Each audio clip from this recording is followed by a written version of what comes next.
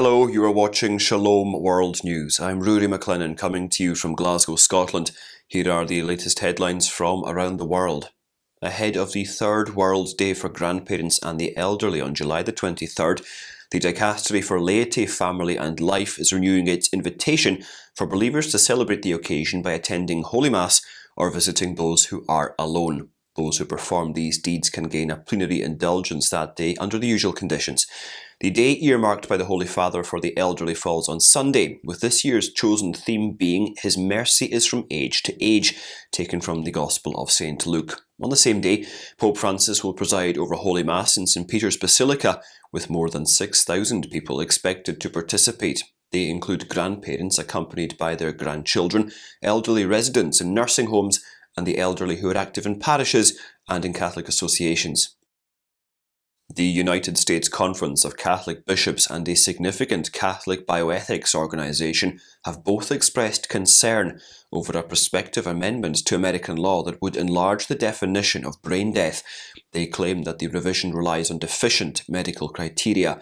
In their letter, the USCCB and the National Catholic Bioethics Centre complained that the Uniform Law Commission was seeking to change the definition of brain death without using compelling scientific evidence.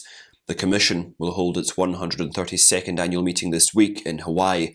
The Uniform Determination of Death Act of 1981, enacted by the majority of state legislatures, is one of the topics up for discussion during the meeting. The bishops contend that the revision would replace the standard of whole brain death with one of partial brain death, and are urging the Commission to retain the current standard of irreversible cessation of all functions of the entire brain. The Supreme Court of India has said it is deeply disturbed over women being used as instruments for perpetrating violence. This came after a video showing two women from a minority community in the state of Manipur being stripped naked by a mob and then sexually assaulted was circulated on social media. The video, which was recorded in May, prompted anger across the nation after it was circulated. A Supreme Court bench headed by Chief Justice D.Y. Chandrachud asked the federal and Manipur governments to take remedial measures and apprise them of the action that was being taken. The National Human Rights Commission has also issued a notice to the state government and the police demanding to know what action was taken by the state to safeguard the rights of citizens, especially women and vulnerable sections of society. A third accusation of blasphemy in Muslim-majority Pakistan in less than a month has triggered fears of retribution against the Christian minority. The situation in the eastern town of Sargodha became tense after posters with derogatory caricatures of the Islamic prophet Muhammad and his wife Aisha surfaced on the walls of a mosque. To make matters worse, announcements from the mosque blamed Christians for the derogatory posters as they were allegedly written by someone from the suburb where Christians reside. More than half of the Christian population in the area fled to safe areas. The police have now intervened and registered a case against the claimed offender.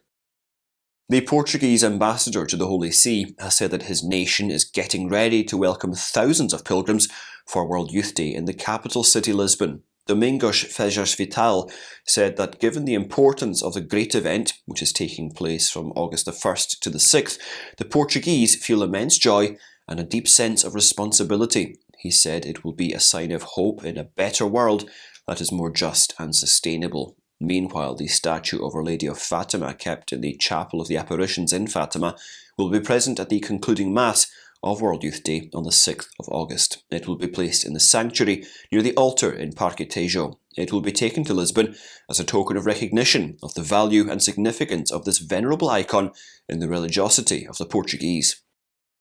Recent reports from the US State Department and anti-human trafficking groups say that millions of individuals worldwide fall victim to trafficking, forced labour and sexual exploitation every single day. The report focuses on the issues of trafficking, forced labour and modern-day slavery. The International Labour Organization, the United Nations International Organization for Migration and the Australian-based rights group the Walk Free Foundation collaborated on the publication of the report.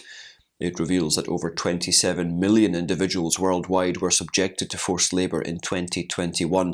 The joint research estimates that on any given day that year, over 17 million people were subjected to the same. These numbers include millions of children who are forced to work, with as many of half of those minors being sexually exploited. During the same year, over 6 million people in total were also said to have faced forced commercial sexual exploitation. Following Moscow's decision to leave the United Nations-mediated Black Sea Initiative earlier this week, UN Secretary-General Antonio Guterres on Thursday strongly denounced Russian strikes on Ukrainian ports in recent days. At least 3 people were killed during what was a third successive night of Russian airstrikes on Thursday, targeting facilities in Ukrainian port cities. Moscow's move also resulted in the withdrawal of safe passage assurances for ships travelling through the northwest Black Sea, carrying grain and other food supplies. Ukraine was able to export more than 30 million tonnes of grain to international markets last year through the 3 Black Sea ports. Mr. Guterres said that the destruction of civilian infrastructure may constitute a violation of international humanitarian law. He said he would not relent in his bid to ensure Ukrainian and Russian food and fertilizer are available on international markets to combat global hunger and rising food prices worldwide. According to Radio Free Asia, 2 US legislators have reintroduced a bill in Congress that broadens penalties to cover international corporations working with organizations that support the abuse of ethnic Uyghurs in China. China's largest state-owned enterprise, the Xinjiang Production and Construction Corps in Xinjiang's Uyghur Autonomous Region, is one of the entities that would be subject to secondary sanctions under the proposed law. Co-author and Republican Senator Marco Rubio's office says that if the bill is passed, any non-US corporation that engages in business with such entities will be prohibited from doing business with American businesses. Additionally, any of their assets held in US banks will be frozen. Legislators have reintroduced the bill after the first attempt in 2022 during the previous congressional session failed to gain sufficient support. In a letter sent to the US Congress on Tuesday, the head of the American Bishops' Migration Committee has urged the authorities to pass the Afghan Adjustment Act. Bishop Mark Sides made this demand in a letter that seeks permanent asylum for people and families who supported American service members during the war in Afghanistan.